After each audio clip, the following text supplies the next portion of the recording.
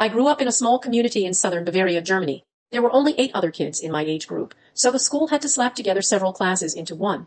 This was the countryside, where people had to band together to clear the streets in the winter. We made do. I remember the day I left to study at the university. We had to cover the road in pine branches and gravel to get some kind of friction, as the car tires kept sliding on the ice. 3 of our neighbors were out there, all helping to push and cheer.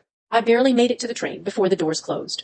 By some strange twist of fate, I ended up next to a girl from the class above me, Alice. Alice came from a big family. 8 siblings, none of them born more than a year apart. You'd be excused for mistaking one of them for another. But Alice was special. Every girl wanted to be like her, myself included. Not only was she pretty, but she was ambitious. Brilliant, even. She could talk her way out of everything, and people were lining up to help her with whatever project she made up. She was the most likely of us to succeed, according to, well, everyone. I ended up next to her on the train. We barely knew each other. We had never really talked. But we were heading for something greater, and we wore our nerves on our sleeves. And there was one curious detail we had in common, our necklaces. It was a small amber-colored stone encircled by a silver disc marked with 12 distinct notches, like a clock, or the months of the year. I noticed it, and Alice did too. We got the same one, she said. Where'd you get it? I think Emma makes them, I said. She tricked my mom into buying one.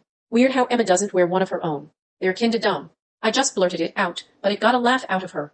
Alice always seemed so composed, but for that one moment she was just like me. I didn't see Alice for a long time after that. I studied photojournalism. I wanted to be the next Niedringhaus or Kempkins. I fell in love with my camera and a man and moved to the big city to live a metropolitan life. I ran into a whole bunch of almists. I almost got married. I almost became a mother. I almost got a promotion. But that whole box of almists fell out the window, and I ended up without anything. Not even my camera. Alice, on the other hand, was on the up and up. She entered a talent show under the name Dorothea. She got pretty far, too. It was impressive. In a way, I couldn't hear her Bavarian accent anymore. After the show ended, she became a presenter on a local morning show. Nothing big, and I don't even know if anyone watched it, but she was there. After a series of bad choices, I decided to move back to my old town. I got a place near Rothenburg Obdertauber and did some side work for a small government office. But after downsizing, I was once again left without a plan. This whole story started with the dumbest thing, a selfie. I was standing outside a cafe and took a selfie when I noticed someone in the background. Alice, or Dorothea. I barely recognized her with her darkened hair and muted colors. I turned around and got a proper picture of her since I already had my phone up. I was going to send it to my mom just to say, look who I saw today. A couple seconds later, she turned around and noticed me, phone in hand. She raised an eyebrow and walked up to me. Can I help you? She asked. You're Alice, I said. From school. Alice, she said. Haven't heard that in a while. Yeah, you were a class ahead of me. We had the same necklace. Her hand immediately shot up to her neck, where I noticed her still wearing that same necklace. The amber stone, the silver disc. And for a moment I could see her as that ambitious young woman again. She had that same fire. And I realized that even now, years later, I could see why people wanted to be her. Why did you take my picture? She asked. Sorry, it was a surprise to see you, I said.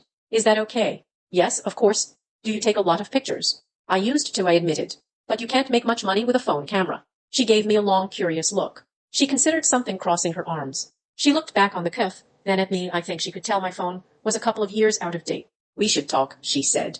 You know, catch up. We had a small lunch. Well, I did. She'd already had hers. I told her about my recent misfortunes, and she listened patiently. There wasn't much to say about her life. It had been the talk of the town, and most of us knew her story one way or another. She was well aware. If you're looking for work, I got something I'm working on, she said. And I could use someone I can trust. Really, what's it about? It's rather personal, she sighed. But all expenses paid. I don't know, Alice. It's Thea now, she corrected. If that's okay. Of course, yeah, I nodded. Sure. She sent me her contact info, and we decided to meet at her place later that night. Now, for those who don't know, Rothenburg has a quite peculiar architecture. Walking along those streets after being away for so long feels like stepping back in time. The medieval-like cobblestone streets are lined with traditional Germanic houses. There's even a stone wall. It's not all medieval, of course, but it really sets a different tone. Coming home from a larger city, it didn't just feel like I was back where I belonged. It felt like going back in time. Alice lived a bit on the outskirts. If you follow one of the residential roads far enough, you get to a turnabout that splits into two. One road leads to a private property lined with a waist-high metal fence and spotlights with movement detectors. A bit further in is a surprisingly large one-story building.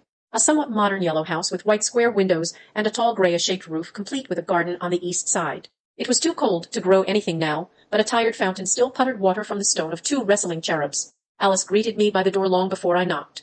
She was eager to see me, and I could tell she was a bit more comfortable now. Maybe she didn't like being seen in public. I hadn't considered just how rude I'd been, taking pictures of her when she's out minding her own business. She invited me in and offered me a tegernsee. I settled for some coffee. I was surprised to see how sparingly decorated her house was. Maybe she wasn't making as much